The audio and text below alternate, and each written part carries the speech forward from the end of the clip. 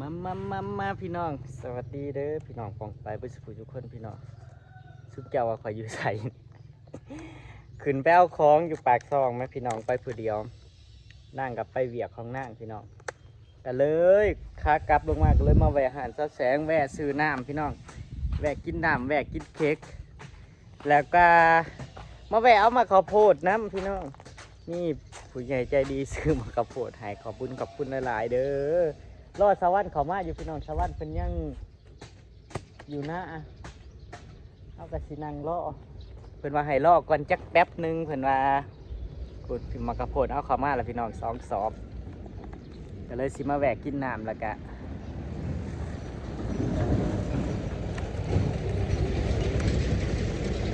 อุ้ยสมเจ้าเบิ่งขี้ฝุ่นข่อยจนอยากตายข่อยจนอยากให้อยากห้องก็ขึ้นปากซองพี่น้อง เป็นไปได้บ่ได้อยากไปใดบ่ได้อยากออกแต่เฮือนพี่น้องเอ้ยขี้ฝุ่นตายจนลืมบ่ขึ้นเบิ่งมีแต่ขี้ดินนี่อยู่ในตานี่ขึ้นไปเอาของพี่น้องขึ้นไปเอาสูตร สั่งสูตรพี่น้องสั่งสูตรไว้มือผูกแขนก็เลยขึ้นไปเอาสูตรพี่น้องเดี๋ยวสิเมื่อแกอยู่เพื่อนพุ่นละพี่น้องถาเบิ่งเด้อไผอยากเห็นอยากเบิ่งกะถาเบิ่งเด้อ บ่งามดอกพี่น้องใส่เข้าไปยักสีรอหรือบ่พี่น้อง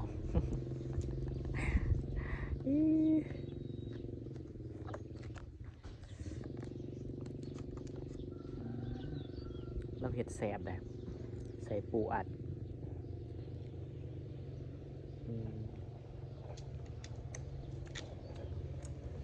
แซ่บหลาย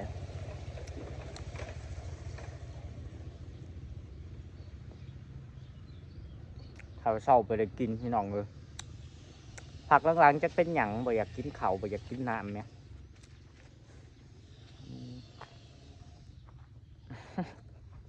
น้ำค่ะน้ำอร่อยหวาน ถาสวัสดิ์แม่นแดดแห้งห่อนแห้งหรือพี่น้องเลยห่อนแห้ง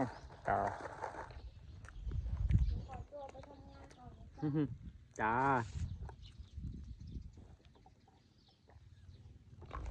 แซ่บหลาย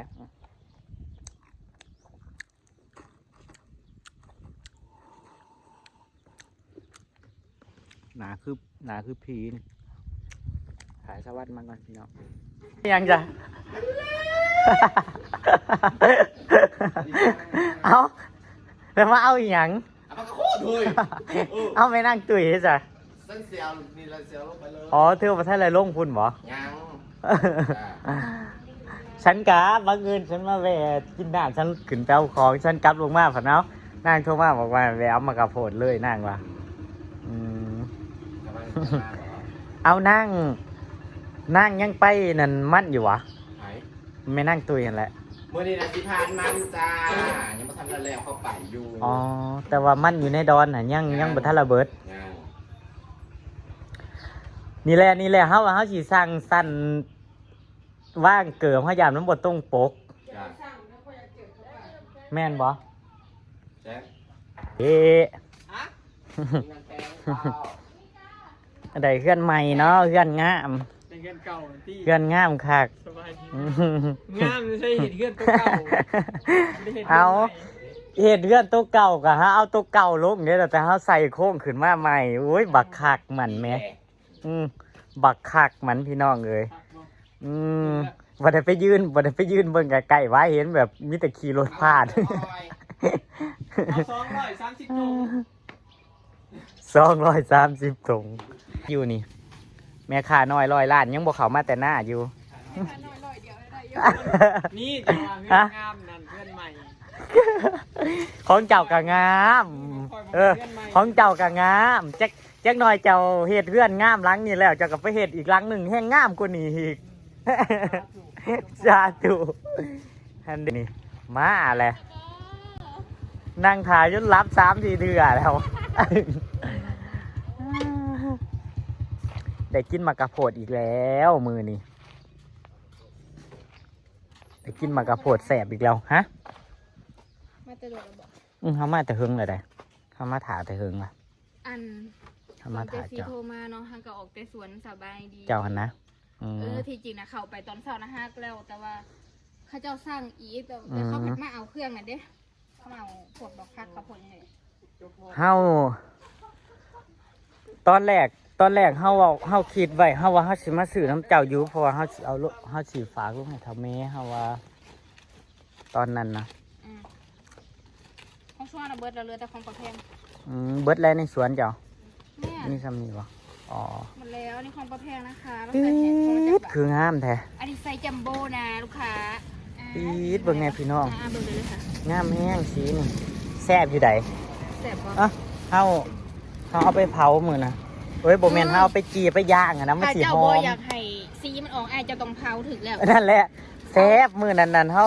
นี่ กับลุงคันเผา เบิ่ ทั้ ง ง แน่ เปลือก พี่น้อง เลยเด้อมันจะหอม เบิ่งแน่งามแห้งอะลีพุ่น หวาน บ่มีแขววองได้พี่น้อง 7 8 9 10จะเป็นทงละ10หน่วยเด้อทุกคน ทงละ10หน่วย เพราะว่าอ้ายค่ะ อ้าวขาด จังไดก็ขอบุญขอบคุณเด้อ อันนี้ เอื่อย พี่เราซื้อให้เด้อ เอื่อยง่ายใจดีเนาะขอให้ร่ำให้รวยเด้อถือหวยรวยเบอร์ สวยวันสวยคืนเนาะครับผมเอื่อยเพิ่นซื้อให้จักทง คนละ200 บาทอ่ะคุณเจ้าจะได้2ถุงหมักใหญ่เฮียงสามแขนนี่ น่าสาวข่อยก็ได้บ่สิฝากลงยุคข่าวได้เบิด แล้วมีเม็ดเดียวด้วยล่ะ อ๋อ มีตัวในกลุ่มชาวต่าง อ๋องามแฮงพี่น้องมะกะโพดนั่นตั้งว่าแบบว่าเขาปลูกมะกะโพดได้อะนะได้งามทุกปี เห็นบ่ปีนั่นที่เฮามาเอาในสวนนั่นปีดหวานแห้งปีที่แล้วกะ เอาเงินมา นั่น นี่คือการปล้น มันคืออีหยังน่ะ มันมีคือมีหมักเรือหมักหนึ่งว่าทงใดเด็กเก่า อ๋อ เชื่อ ของแม่นางตุ๋ยก็มีพี่น้องแอตตี้สว่างจ้า จ้าลงไปเลยจ้า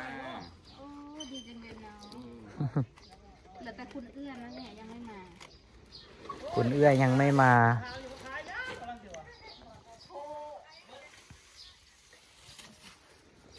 นี่เลือกเอาเลยเด้ออยากได้ทงใดเด้อ ปิ้งหันแซ่บพี่น้องปิ้งแซ่บมันสิหอมน้ำให้เลือกเอาเลยเหรอ ใช่แต่ว่าแต่ ให้ ถุง เลือก เท่ากันนั่น เอาเลย แหละแต่ว่าอยากได้ถุงไหนก็เลือกเลยค่ะ ครับผมครับ เอาถุงนี้แหละถุงหนึ่ง ผี ปี๊ดสะอ่อนดิคือมางามคักปี๊ด มีเจ้าของสวน เจะคล้าของสวนเจะคล้าของสวนมะกะโพดตั้งว่าสะอ้อนเขาปลูกมะกะโพดได้ทุกไม่ก็เอา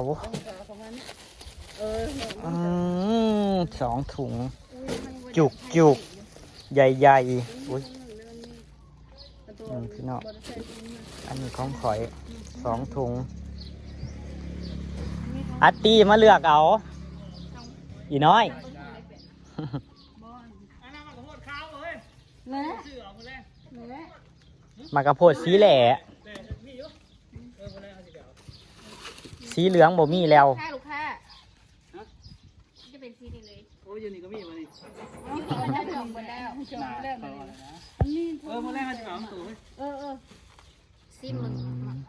กินดิบได้ โนเห็นแต่คน กินได้กินได้ ห้องไผ่วะถม เฮาเฮาเคยกินดิบอยู่ไดมื้อน่ะเฮาไปซื้ออยู่ไสว่ากับนางตอนน่ะนางกินเป็นฝากพุ่นมันหวานเด้อ แต่ว่าเขาใช้8ทุงน่ะเด้แต่มันมีทุง10หมากเบิด ใช่ แต่ ใช่ ว่า ว่า มันมี เบิ่ ทุ ง ง แบ นึ ก ง ขนาดเด้อแม่เบิ่งไม่เท่าเบิ่งให้สิเอาตัวได้มื้อแรก ไม่ใช่ตัวแกง เนาะ เนาะ เอาฝักโป่งนี่เป็นอย่างแล้วก็ตัวเดียว นับมึงดูหา แม่นบ่แม่นเฮาญาติว่าเฮาเข้าใจผิดเองอ่ะนะเฮาก็เลยถามกลับคืน เดี๋ยวเอาไปเลยนะ แม่นั่งตุยกัดสองทงกินให้ตดแตกตดแตนไปโลดอืม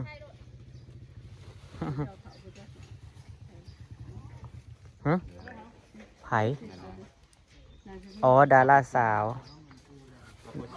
ดาราสาว ลงเต่าบ่ สาวโพสี จะได้เมื่อแว่เพื่อนอีกแล้วนี่ว่าสิลงเลยนี่ เคยสิเมื่อแวร์เพื่อนอีก แสดงว่าจะเอาเขา กระทงแล้วนี่นะ ว่าสิอยู่กินปิ้งกับบ่ทันละปิ้งเด้ล่ะ ยัดเข่า จะบอกนะจ๊ะ อยากขายจะอยากสิหลอกขายเนี้ย หันเด้ เธอสิขายฟักจักบาท มาละ10 บาทเพื่อจะสิมาขาย ปีดได้เบิดหันมันสิบ่ได้ท่องเส้นหนึ่งบ่อีน้อย โอ้ แต่ว่า แผนมันมึงแน่มันมีแผน ไปทางกสิกราฟเลยพี่น้อง เดินทางกลับขอบคุณหลายๆเด้อทั้งสาววันแล้วก็ทั้งเอื่อยเพื่อนทีสื่อไห้เนาะขอบคุณหลายๆ ไปแล้วพี่น้องเจอกันอยู่เรื่อนพี่น้องเลยเอามากระโพดมือไห้เมียจีก่อน โอ้ย เก็ มาสิให้มาชวนมาเล่นอยู่พี่ไปแล้วเพิ่นว่า เอาเจ้าส่วนนั่งยุสะ เฮาน่ะแชทในกลุ่มแล้วคิดว่าซุมเจ้าน่ะสิมาพร้อมกันแล้วเฮายังบ่ได้เล่นโทรศัพท์ มือเศร้านี่เฮาขึ้นเนี่ยเด้เฮาขึ้นเบ้าของเฮามาแวะได้นี่พอดีนั่งกระโทรมาบอกว่าสาววันบอกว่าให้แวะเอา เพ ข้าว ราะ โพ เฮา ด คิดว่าซุมเจ้าน่ะสิมาซุ่มแล้วคิดว่าซุมเจ้ามาจังสิชวนหาหน่อไม้น่ะมาแกง ผัวที่ดีกินอะไรก็ต้องนึกถึงเมีย นี่คือกันสิเสืออะโวคาโดปั่นเมื่อให้เมียอันนี้จังได้ใช้เมียอยากเนาะเมียมักของมักเมียเด้ตามใจเมียมีเมียเถ่าก็ต้องตามใจแล้วเนาะเอาแสบๆเด้อ ทำแข่งก็ได้ถูกเอาได้พี่น้อง อันเด้ ทำงานเขาเจ้ามันแบบแบบว่า มันเป็นจังได มันเทเข้าแล้วนี่แต่ลำก้อยเข้าแล้วมาถูกเอา อ๋อมันบ่มีน้ำมันบ่มีแบบอีนั่นเนาะ ก็ได้ อ๋อ เครื่องมันเทครับกำลังทำก็ได้ อืม อันนี้ก็เกือบบ่ได้เกือบไม่ได้ไปเอาไป นะ อันนี้ก็พอดีเอาไปทำอะไรอันนี้ไป อะโวคาโดปั่นแก้วละเท่าไดนะ 35 บาทจ้า 35 บาท5 บาทก็เอาเนาะ เอาจ้าเอาบาทคือคนไทยจังหวัด อะโวคาโดเดียวนี่โลเท่าไรวะเขาเคยซื้อเท่าไรว่าอยู่ปากซองเขาซื้อ พอไปซื้อมาแล้วนะเกือบแพงเลยนะ นั่น เขาซื้อตอนน่ะก็แพงได้แต่ว่าเขาบ่จื้อราคาอะโวคาโดน่ะแพงแฮง สิถือเยอะ มีแต่แพงนะพี่น้อง ที่ได้วัดอยู่ไทยก็ถือ อยู่ไทยนั่นถือเบิดอิหยังกัน แผ่กระปุกน้ำปุกอยู่บ้านเฮาก็มี คือว่าแล้วเนาะคล้องน้ำเขาเขากับเข้าใจอยู่พี่น้องมันนำเข้ามาแพง คนที่เอามาขายถ้าบอกขายแพงๆมันก็บ่ได้ราคาเด้มันก็บ่ได้กำไรเด้พี่น้อง200 บาท ขอบคุณเอื้อยเก่าเดิมแม่นบ่ ใช่ เอื่อยคนเฮาบ่ลืมถามชื่อนะสิเป็นเอื่อยเก่าหรือมั้งนอกกระโพดของพ่อใหญ่เลิศอันนี้คือของพ่อใหญ่เลิศของพ่อใหญ่เลิศกับยายมาสีม่วงงามมากระโพดนะคนละเพิ่นซื้อพี่เพิ่นซื้อให้คนละ200ไม่นั่งตุยอัตตี้2เท่าง ามมาเลยเนาะ งามแห้งกระโพดนะผมปีงเขาอยากกินแต่ปีงแล้ว ขอบใจเอื้อยหลายๆเด้อ ขอบคุณหลายๆเด้อขอบคุณมาก ขอซื้อของโน่นนี่นั่นพวกน้องๆ พี่เพิ่นอุดหนุนให้กินตลอดเนาะข้าวโพดจักเถื่อเลย2-3 เถื่อเลยแล้วก็ บ่ว่าตลอดมาจ้ะ แล้วก็อีกอย่างอีกบ้าง ตลอดมาพวกกระโดดปัด รอบนี้เป็นหมากข้าวโพดสีม่วง จะกินแล้วครับรักกิน ถ้าเราเกลือเขามันซ้ เพราะว่ากินมั้งกินน้ำปัน ำแดดกระเดียกกระดอพี่น้องเอ้ยแดดแห้งอะไรมือเนี่ยแดดบ่มีลมพี่น้องตึงอยู่จนแสบเบิดตาขี่รถมากกว่าสิหอดเทือนแสบเบิดหูเบิดตาพี่น้องเอ้ยเป็นไงโผดเหลือล่ะทั้งขี้ฝุ่นพี่น้องเอ้ย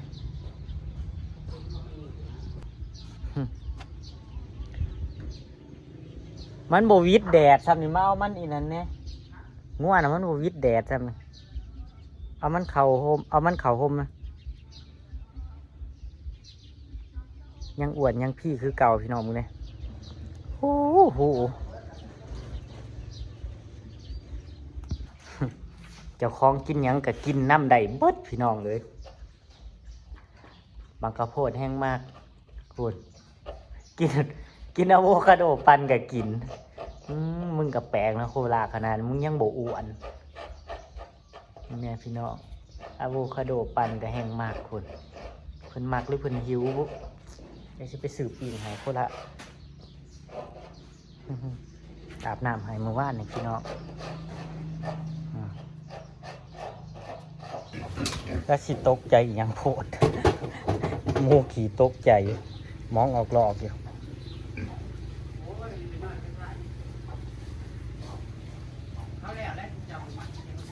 วันน่ะเขายังเห็ดอยู่แดดบักแดดพี่น้องเขาเห็ดทนทาง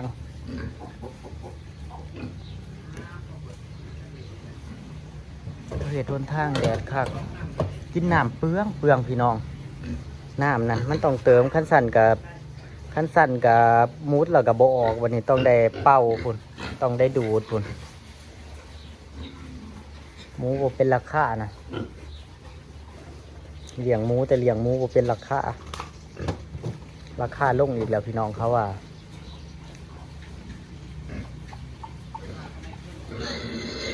ราคาก็บอกขยับอีกอย่างเลยพี่น้องปวดหัวดิปวดหัวแทนโอ้ยห่อนสิตายแล้วนี่ห่อนในสิตายแล้วนี่แจ็คสิไปใส่พี่น้องที่บ่ได้ไปใส่ดอกมือนี่ห่อนเหลือเกินสินอนอยู่เพื่อนจะหน่อยหนาดำ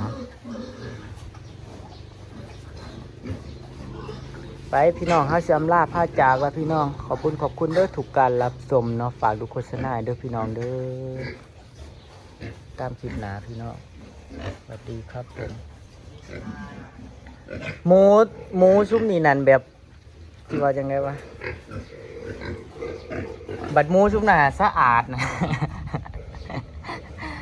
ขาเวรุ่นบัดหมูตัวนี้นั่นแบบว่ามันขี่ออกแล้วมันก็เล่นเงี้ยวตัวเองมองออกหลอกอยู่